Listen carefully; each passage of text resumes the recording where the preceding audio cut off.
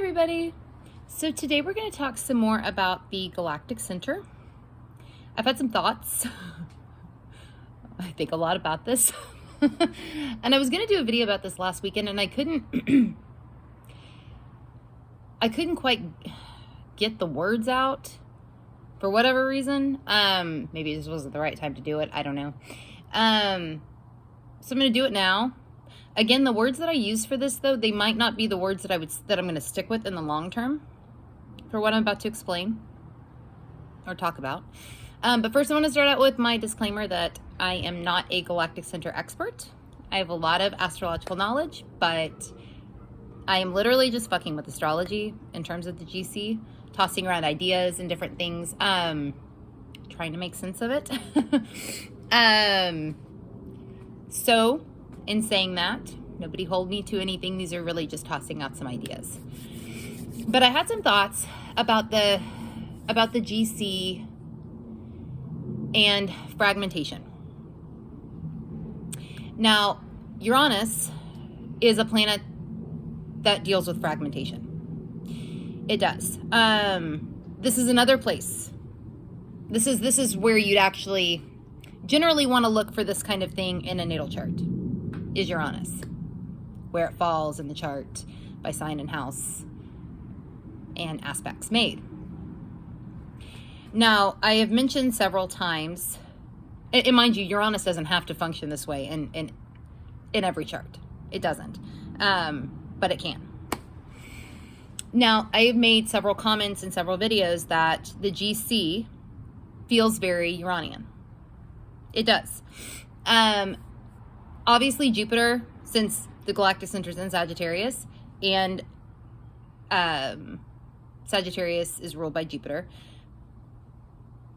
Jupiter is the planet that has the biggest affinity, the most affinity for the GC. But I do feel like Uranus is in second place, personally. And that is because the GC does seem to also have an affinity or an alignment with retrograde planets, retrograde energy, as well as out-of-bounds planets.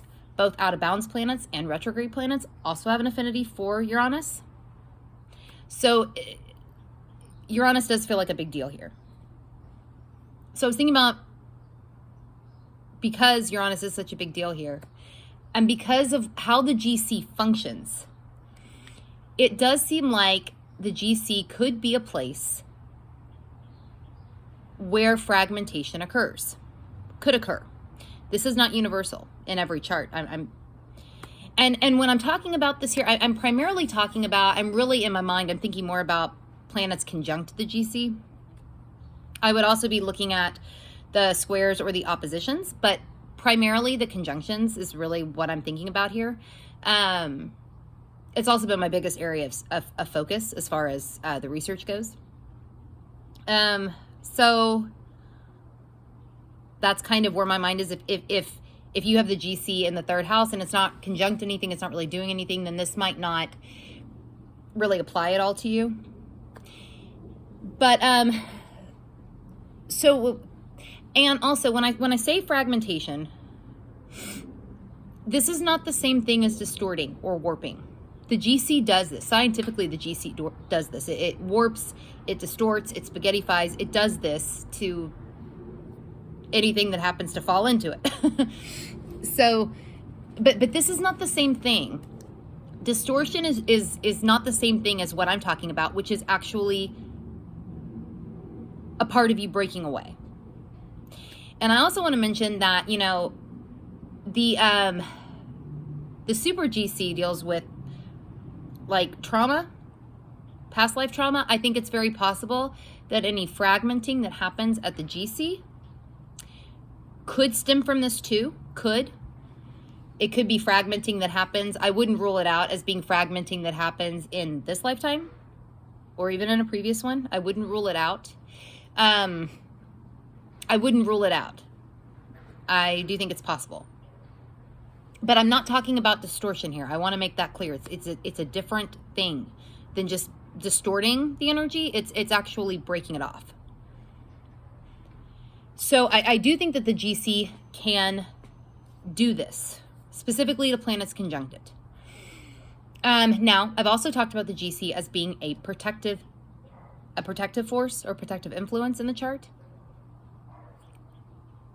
If the GC were to function this way in somebody's chart, it probably is for a protective reason, right? And it's probably through trauma that something like this happens, right? And I've also mentioned before that Chiron has a tie-in with the GC. There definitely seems to be an affinity there between Chiron and the GC. So it probably would be some kind of trauma that would cause this to happen in the first place. And the breaking off would be protective. I just think the GC can do this. But I also don't think that you're supposed to have parts of yourself broken off forever. I think the goal is to eventually find those parts of yourself. So I would, if you have conjunctions to the GC, specifically the conjunctions, I would look at the planet or planets that are conjunct the GC and see if there's anything about those planets that feels like it's missing. The way that they function in your life. Is there anything that feels like it's missing? Now, depending on where the GC falls in your chart and where this conjunction falls, this may be easier or harder to see. If you have the GC in like the 1st or the 4th house, conjunct with the planet conjunct, this might be much easier for you to consciously be aware of. If you have the GC at say the 8th or the 12th, it might not be as conscious to you. And it may not exist at all. Like if you have a, I'm certainly not saying that the GC has to function this way, but I do think that it's possible that it can. So I would, anybody that has conjunctions to the GC, I would definitely look at that planet and ask yourself if there feels like there's anything about that planet that has been lost or that has broken off. And like I said, I think it's possible that if there is, it may not even have happened in this lifetime. I think that's possible too. Now, I also think, okay, so I think that the GC can function like that. I think that it can be a place where this fragmenting happens. I think it definitely can. In some charts, I think it can function this way. In some charts, I think it can function more in the way of being able to find things that have been fragmented off. Like I mentioned, Uranus is what deals with fragmentation. So if you have fragmented parts of yourself, say, or there have been things that have been fragmented off, it could also be a Uranus thing. But the GC might be a way to find those parts of yourself that have been fragmented off. I think it's possible that it works like that too. And I think it's also possible in some charts that it functions as both, where something has been fragmented off and where that can be found. Kind of like lost and found. Parts of you that are lost and found.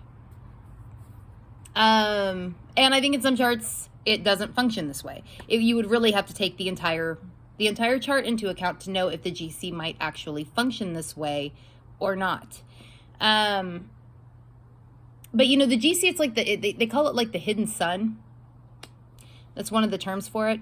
So it really wouldn't surprise me if there were things, if you got planets conjunct the GC, it really wouldn't surprise me if there were things that were broken off from that planet that were kind of hidden, fragmented, hidden away. Trying to become whole again.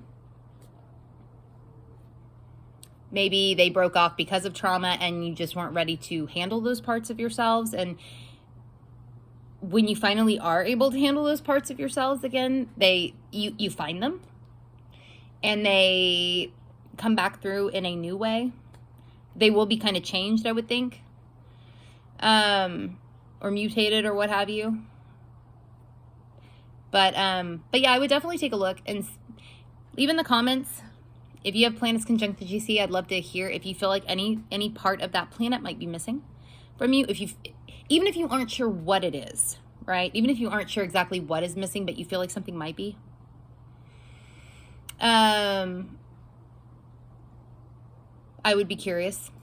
And it probably, if something is fragmented off, if something is, and it's something that has to do with like a fragmenting that happens with the GC,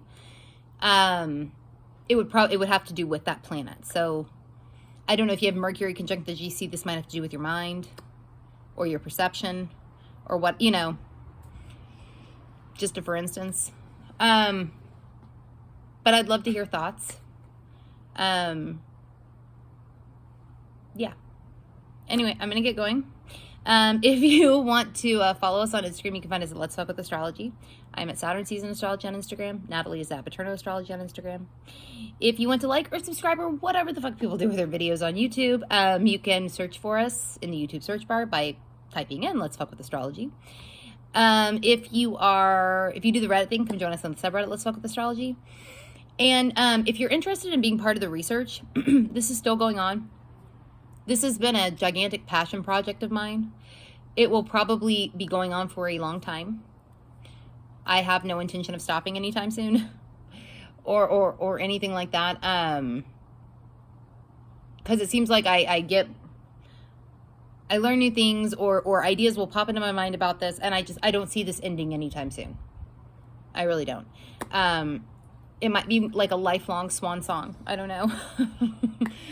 But yeah, if you want to be a part of it, reach out via email or in the comments or whatever. If you want to be a part of the research, let me know. All right. Well, I will see you all later.